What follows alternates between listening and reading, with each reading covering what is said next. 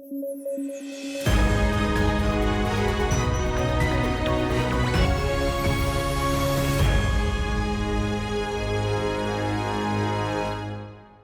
News at 9 programme में आपका स्वागत है। मैं हूं अमृत उपाध्याय। आइए जल्दी से देखें आज के हेडलाइंस। सुप्रीम कोर्ट ने चंडीगढ़ मेयर चुनाव के परिणाम को किया रद्द। कोर्ट ने आर्टिकल 142 के तहत हासिल शक्तियों का किया प्रयोग। मेयर बने कुलदीप कुमार टीटा। ISS 2031 की शुरुआत में गिरेगा पृथ्वी की सबसे दूरस्थ जगह पर। जगह का नाम है पॉइंट नीमो। यह न्यूजीलैंड के पूर्व में दक्षिणी प्रशांत महासागर में है स्थित। और माल्टा बना अंतर्राष्ट्रीय सौर गठबंधन में शामिल होने वाला 119वां देश। भूमध्य सागर में स्थित है देश। 2015 में ISA को किया गया था लॉन्च।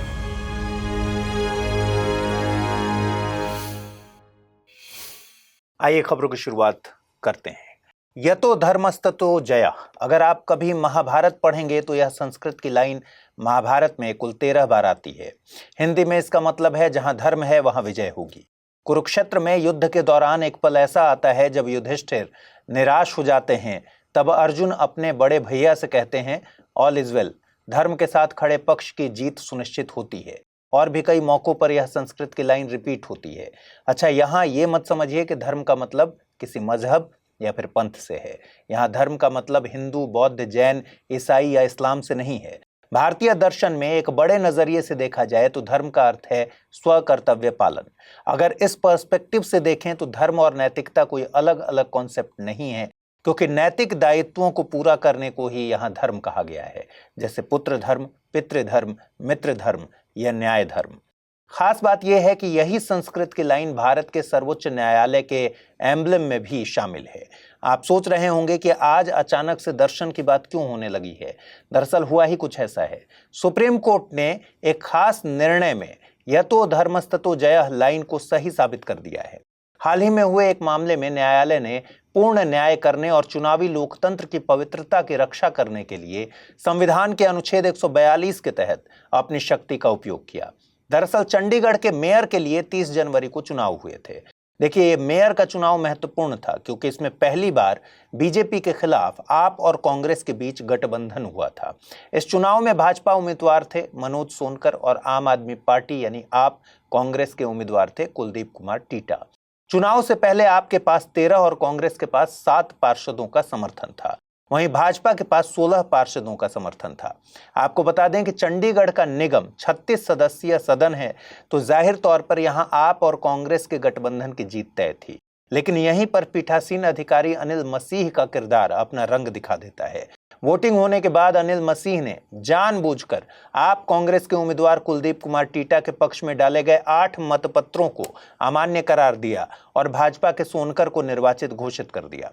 फिर मामला पहुंच गया सुप्रीम कोर्ट। सुप्रीम कोर्ट ने अनिल मसीह द्वारा जिन 8 वोटों को अवैध माना गया था, उनमें से प्रत्येक को वैध घोषित किया गया।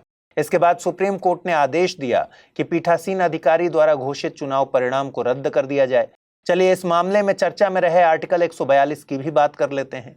आर्टिकल 142 उच्चतम न्यायालय के आदेशों और साथ ही अन्वेषण आदि से संबंधित आदेशों के प्रवर्तन से रिलेटेड है।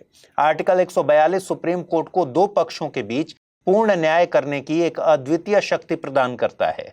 आर्टिकल 142 का विरोध भी होता है।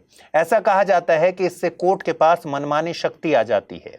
इसके लिए यह तर्क दिया गया है कि अदालत के पास व्यापक विशेष अधिकार हैं और यह पूर्ण न्याय के लिए इसका मनमाने ढंग से उपयोग या दुरुपयोग कर सकता है, क्योंकि पूर्ण न्याय शब्द की हर मामले में व्याख्या अलग अलग होती है। हालांकि 1998 में सुप्रीम कोर्ट बार एसोसिएशन बनाम यूनियन ऑफ इंडिया मामले में सुप्रीम कोर्ट ने माना था कि अनुच्छेद 142 के तहत दी गई शक्तियां अपनी प्रकृति में पूरक हैं और इसका उपयोग किसी मूल कानून को बदलने या खत्म करने के लिए नहीं किया जा सकता। National aeronautics and space administration यानी नासा ने पहले ही दुनिया को बता दिया है कि इंटरनेशनल स्पेस स्टेशन ISS 2031 की शुरुआत में प्रशांत महासागर में गिर जाएगा। ISS अब तक का सबसे बड़ा अंतरिक्ष स्टेशन है जो पृथ्वी की निचली कक्षा में काम करता है। यह 5 अंतरिक्ष एजेंसियों का सहयोग है। ये है नासा, रोसकोस्मोस, जाक्सा, ESA और CSA। लेकिन क्या आपने कभी सोचा है कि पृथ्वी पर ऐसे बड़े अंतरिक्ष स्टेशन या उपग्रहों का गिरना कैसा होगा? अगर उपग्रह या अन्य अंतरिक्ष कबाड़ शहरों पर गिर पड़े तो क्या मंजर होगा? ऑब्वियसली ये घातक होगा। इसलिए वैज्ञानिकों ने पृथ्वी पर एक ऐसी जगह तय की है जो अंतरिक्ष के कबाड़ का कब्रिस्तान कहलाता है। इस जगह को पॉइंट नीमो के नाम से जानते हैं। इसे औपचारिक रूप से दक्षिण प्रशांत महासागर निर्जन क्षेत्र के रूप में जाना जाता है। यह न्यूजीलैंड के पूर्व में दक्षिणी प्रशांत महासागर में स्थित है। पॉइंट नीमो दुर्गमता का समुद्री ध्रुव है। यह पृथ्वी पर किसी भी लैंड से इतना दूर है कि इसके पास तो खुद ISS ही है। यह पृथ्वी के निकटतम तट से लगभग 2688 किलोमीटर दूर है। पिटकेर्न द्वीप समूह का डूसी द्वीप, जो कि एक एटॉल है, आधिकारिक तौर पर इससे सबसे पास का स्थान है। लोग अक्सर मानते हैं कि पॉइंट नीमो का नाम फिल्म फाइंडिंग नीमो पर आधारित है, लेकिन ऐसा है नहीं। इसका नाम जूल्स वर्ने की 20,000 लीग्स अंडर द सी के प्रसिद्ध पनडुब्बी नाविक कैप्टन नीमो के नाम पर रखा गया है। नीमो नाम लैटिन शब्द से लिया गया है जिसका अर्थ है कोई आदमी नहीं। एक क्रोएशियाई सर्वेक्षण इंजीनियर थे, नाम था रोजे लुकाटेला। इन्होंने 1992 में इस क्षेत्र का ये नाम रखा था। चूंकि यहाँ कोई नहीं रह रहा है और संयोग से यहाँ जैविक रूप से भी बहुत विविधता नहीं पाई जाती, इसलिए किसी भी उपग्रह को नियंत्रित तरीके से क्रैश कराने के लिए पॉइंट नीमो सबसे उपयुक्त स्थान है। आपको बता दें कि अभी तक लगभग 250 से 300 अंतरिक्ष यान की पॉइंट नीमो में कब्र है। रूस की MIR अंतरिक्ष प्रयोगशाला, जिसका वजन 120 टन था, पॉइंट नीमो पर ऊपर से नीचे गिरने वाली अब तक की सबसे बड़ी वस्तु थी। यह क्रैश 2001 में हुआ था। अब सवाल यह आता है कि क्या इसका कोई पर्यावरणीय प्रभाव है? देखिए, अंतरिक्ष यान कब्रिस्तान से उत्पन्न पर्यावरणीय प्रभाव के बारे में कई चिंताएं व्यक्त की गई हैं। विशेषज्ञ अक्सर कहते रहे हैं कि इससे दक्षिण प्रशांत महासागर के निर्जन क्षेत्र में समुद्री प्रजातियां खतरे में पड़ सकती हैं। हालांकि वैज्ञानिक अंतरिक्ष यान को डिजाइन करते समय पर्यावरण के अनुकूल घटकों का चयन करने की समस्या से निपटने की कोशिश कर रहे हैं। हाल के वर्षों में वैज्ञानिकों ने कहा है कि भविष्य में अधिकांश अंतरिक्ष यान कम तापमान पर पिघलने वाली सामग्रियों का उपयोग करके नष्ट होने के लिए डिजाइन किए जाएंगे, जिससे उनके पुनः प्रवेश और पृथ्वी की सतह पर उतरने की संभावना काफी कम हो जाएगी। उदाहरण के लिए नासा और ESA टाइटेनियम से एल्यूमिनियम ईंधन टैंक की ओर बढ़ रहे हैं।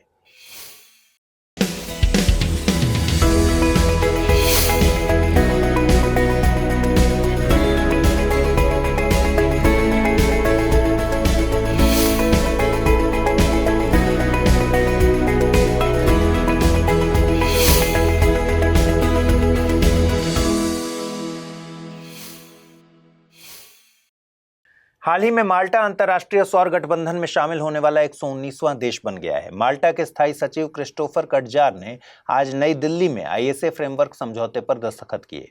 चलिए माल्टा के बारे में कुछ जानकारी लेते हैं। देखिए, माल्टा को आधिकारिक तौर पर माल्टा गणराज्य कहा जाता है। कहाँ सिचुएटेड है ये देश? ये दक्षिणी यूरोप में एक द्वीप देश है और यह भूमध्य सागर में स्थित है। इटली के सिसिली द्वीप के दक्षिण में और ट्यूनीशिया और लीबिया के उत्तर में स्थित है। देश की राजधानी है वेलेटा। यह क्षेत्रफल और जनसंख्या के हिसाब से यूरोपीय संघ की सबसे छोटी राष्ट्रीय राजधानी है। यहाँ की आधिकारिक भाषाएं माल्टीज और अंग्रेजी हैं। एक खास बात यह है कि माल्टीज यूरोपीय संघ की एकमात्र सिमेटिक भाषा है। चलिए थोड़ा सा सिमेटिक भाषा के बारे में बात करते हैं। देखिए, वर्गीकरण के तहत विद्वानों ने दुनिया की संपूर्ण भाषा को भौगोलिक आधार पर 4 खंड में विभाजित किया है। ये हैं अमेरिकी खंड, अफ्रीकी खंड, यूरेशियाई खंड और प्रशांत महासागर की खंड। यूरेशिया खंड के तहत 10 भाषा परिवारों को रखा गया है। उसी में से एक है सेमेटिक और हेमेटिक। इसी को हिंदी में सामी हामी भाषा परिवार कहते हैं। इसी से रिलेटेड एक कहानी है। सेम और हेम 2 भाई थे। ये दोनों भाई नोह के पुत्र थे। जानकारी के लिए बता दें, नोह एक माइथोलॉजिकल कैरेक्टर है।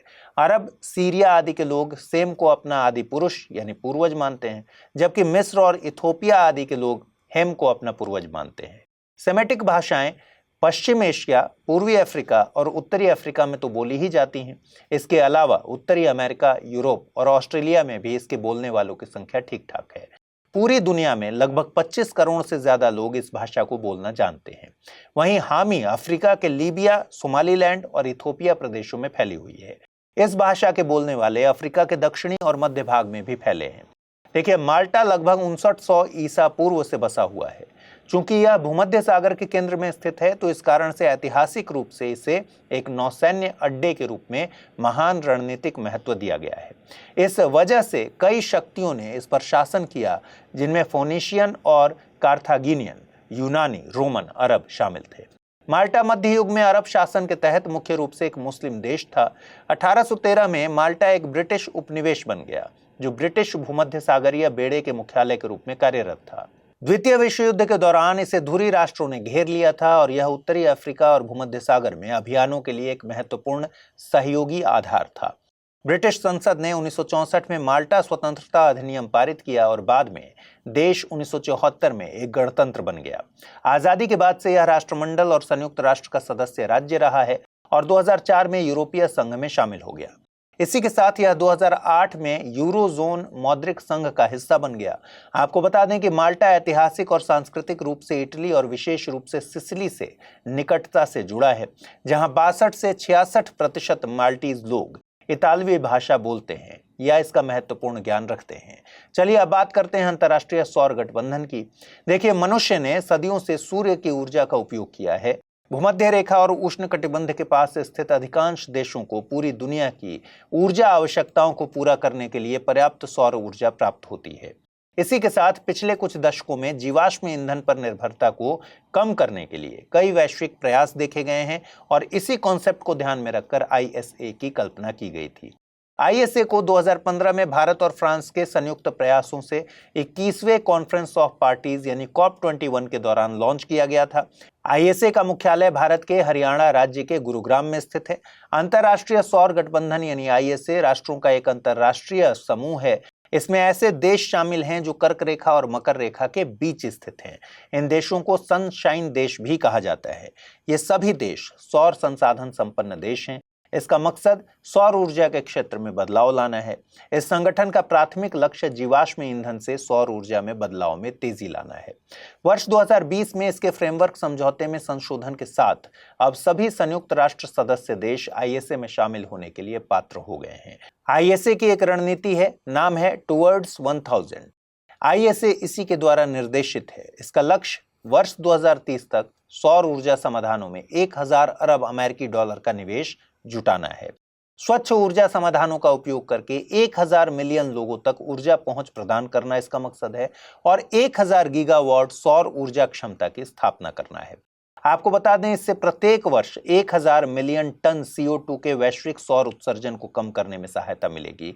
इसके साथ असेंबली ISA की सर्वोच्च निर्णय लेने वाली संस्था है, जिसमें प्रत्येक सदस्य देश का प्रतिनिधित्व होता है। यह निकाय ISA के फ्रेमवर्क समझौते के कार्यान्वयन और अपने उद्देश्य को प्राप्त करने के लिए किए जाने वाले कार्यों से संबंधित निर्णय लेता है। खबर आई है कि भगवान बुद्ध के 20 अवशेषों में से 4 को 1 महीने की प्रदर्शनी के लिए थाईलैंड ले जाया जा रहा है। ये अवशेष 1 सदी से भी अधिक समय पहले प्राप्त हुए थे। ये अवशेष बहुत डेलिकेटेड हैं, इसलिए इस प्रदर्शनी को अवशेषों की एक दुर्लभ विदेश यात्रा कहा जा रहा है। खास बात यह है कि बुद्ध अवशेषों के साथ साथ मध्य प्रदेश के सांची में संरक्षित उनके 2 शिष्यों के अवशेष भी प्रदर्शन के लिए थाईलैंड भेजे जा रहे हैं। ये पहली बार होगा जब भगवान बुद्ध और उनके शिष्यों के अवशेषों को एक साथ प्रदर्शित किया जाएगा। ये आयोजन विदेश मंत्रालय, थाईलैंड में भारतीय दूतावास, अंतर्राष्ट्रीय बौद्ध परिसंघ और मध्य प्रदेश सरकार के सहयोग से किया जा रहा है। आपको बता दें कि भगवान बुद्ध के अवशेष राष्ट्रीय संग्रहालय में संरक्षित हैं। ये अवशेष पुरावशेषों और कला खजानों के AA कैटेगरी में आते हैं, यानी ये अति दुर्लभ माने जाते हैं। AA कैटेगरी को ध्यान में रखते हुए और उनकी नाजुक प्रकृति को देखते हुए अवशेषों को आमतौर पर प्रदर्शनी के लिए भारत से बाहर नहीं ले जाया जाता। आखिरी बार इन्हें 2022 में मंगोलिया में प्रदर्शनी के लिए विदेश भेजा गया था, लेकिन संस्कृति मंत्रालय ने कहा कि अवशेषों की थाईलैंड में प्रदर्शनी थाई सरकार के विशेष अनुरोध पर आयोजित की जा रही थी। अवशेषों को भारतीय वायुसेना के एक विशेष विमान में राज्य अतिथि के रूप में थाईलैंड ले जाया जाएगा। आपको बता दें कि राष्ट्रीय संग्रहालय के अवशेषों को कपिलवस्तु अवशेष के रूप में जाना जाता है। ऐसा इसलिए क्योंकि इन्हें 1898 में बिहार के एक स्थल से बरामद किया गया था, जिसे कपिलवस्तु का प्राचीन शहर माना जाता है। दरअसल उत्तर प्रदेश में सिद्धार्थनगर के पास पिपरहवा में स्तूप स्थल पर एक ताबूत पाया गया था। इस पर जो भी कुछ लिखा था उससे पता चला है कि यह कपिलवस्तु से रिलेटेड है। ताबूत में बुद्ध और उनके समुदाय शाक्य के अवशेष पाए गए थे। आइए जल्दी से देखें आज के रैपिड न्यूज में क्या है खास। पुरातत्वविदों ने हाल ही में एक हड़प्पा युग की बस्ती की खोज की है। इसे मोरोधारो नाम दिया गया है। यह एक हड़प्पा युग की किलेबंद बस्ती है जिसे कच्छ, गुजरात में खोजा गया। यह किलेबंद बस्ती पूर्व से पश्चिम तक 102 मीटर और उत्तर से दक्षिण तक 58 मीटर है। इसके दक्षिण पश्चिम की ओर 10 × 10 मीटर का मंच है और उत्तर पूर्व की ओर एक कुआं। यहाँ बड़ी मात्रा में हड़प्पा कालीन मिट्टी के बर्तन मिले हैं, जैसे धौलावीरा में मिले थे। यह बस्ती हड़प्पा कालीन समय के 2600 से लेकर 1900 ईसा पूर्व से लेकर 1900 से 1300 ईसा पूर्व तक के बीच की मानी जा रही है। यूरोपीय संघ ने हाल ही में लाल सागर में वाणिज्यिक जहाजों को ईरान समर्थित हौती विद्रोहियों के हमलों से बचाने के लिए ऑपरेशन एस्पाइड्स लॉन्च किया है। यह नौसैनिक मिशन लाल सागर में मालवाहक जहाजों को यमन के हौती विद्रोहियों के हमलों से बचाने के लिए शुरू किया गया है। यह लाल सागर, अदन की खाड़ी और आसपास के क्षेत्रों में यूरोपीय युद्धपोत और जहाजों को प्रारंभिक चेतावनी भेजेगा। इसका उद्देश्य समुद्री क्षेत्र में सुरक्षा प्रदान करना और नेविगेशन की स्वतंत्रता सुनिश्चित करने में योगदान देना है, विशेष रूप से व्यापारी और वाणिज्यिक जहाजों को। हाल ही में एनसीटीपी यानी national council for transgender persons ने सामाजिक न्याय और अधिकारिता मंत्रालय के सचिव की अध्यक्षता में एक बैठक का आयोजन किया। इस बैठक के प्राथमिक एजेंडे में ट्रांसजेंडर व्यक्तियों के सामने आने वाली चुनौतियों से निपटने के लिए शिक्षा, सम्मान के साथ जीवन, स्वास्थ्य सहायता, आजीविका के अवसर और कौशल वृद्धि से संबंधित मुद्दों पर विचार विमर्श किया गया। आपको बता दें कि एनसीटीपी भारत में ट्रांसजेंडर व्यक्तियों के अधिकारों की सुरक्षा के लिए ट्रांसजेंडर व्यक्ति अधिकारों का संरक्षण अधिनियम 2019 के तहत गठित एक वैधानिक निकाय है और यह ट्रांसजेंडर व्यक्तियों के अधिकारों को बढ़ावा देने और उनकी रक्षा के उपायों पर सरकार को सिफारिशें करने के लिए जिम्मेदार है। प्रधानमंत्री नरेंद्र मोदी ने हाल ही में जम्मू कश्मीर में कई परियोजनाओं का उद्घाटन किया, जिसमें चिनाब रेलवे पुल भी शामिल था। यह विश्व का अब तक का सबसे ऊंचा सिंगल आर्क रेलवे पुल है, जिसकी नदी के तल से ऊंचाई 1178 फीट है तथा इसकी ऊंचाई एफिल टावर से भी अधिक बताई जा रही है। चिनाब नदी पर बना यह पुल कटरा से बनिहाल के बीच एक महत्वपूर्ण कड़ी के रूप में कार्य करेगा। यह पुल भारतीय रेलवे की उधमपुर श्रीनगर बारामूला रेलवे लिंक परियोजना का हिस्सा है, जिसका उद्देश्य जम्मू और कश्मीर में कनेक्टिविटी को बढ़ावा देना है। प्रधानमंत्री नरेंद्र मोदी ने आज नई दिल्ली में नवे रायसीना डायलॉग का उद्घाटन किया। इस संवाद में यूनान के प्रधानमंत्री किरियाकोस मित्सोटाकिस मुख्य अतिथि के रूप में शामिल हुए। यह भू राजनीतिक और भू आर्थिक मुद्दों पर चर्चा करने के लिए एक वार्षिक सम्मेलन है। इसकी शुरुआत 2016 से हुई थी। भारतीय विदेश मंत्रालय का मुख्यालय रायसीना पहाड़ी नई दिल्ली में स्थित होने के कारण इसे रायसीना डायलॉग कहा जाता है। इसे विदेश मंत्रालय और ऑब्जर्वर रिसर्च फाउंडेशन द्वारा संयुक्त रूप से आयोजित किया जाता है।